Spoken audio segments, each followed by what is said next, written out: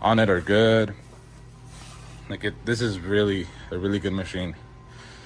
Like if I'm gonna nitpick about it, the worst part about it are like these cuts.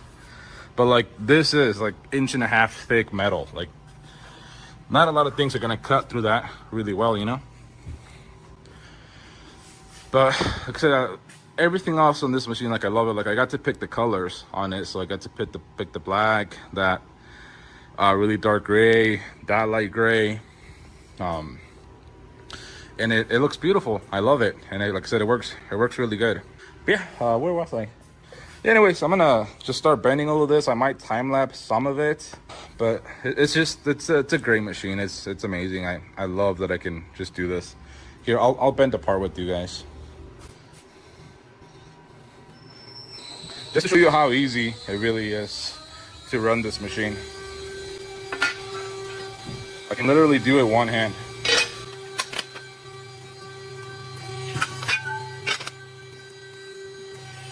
There we go.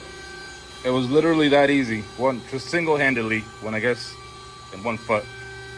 But it works great. It doesn't to like the bending surface, so that's why I have this light.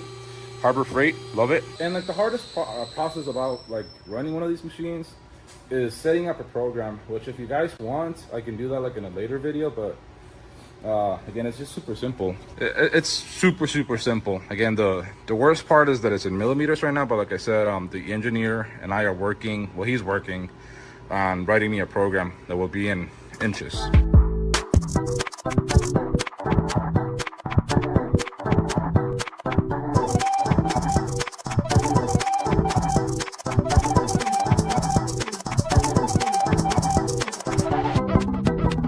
RONGWIN, mastering metal shaping features.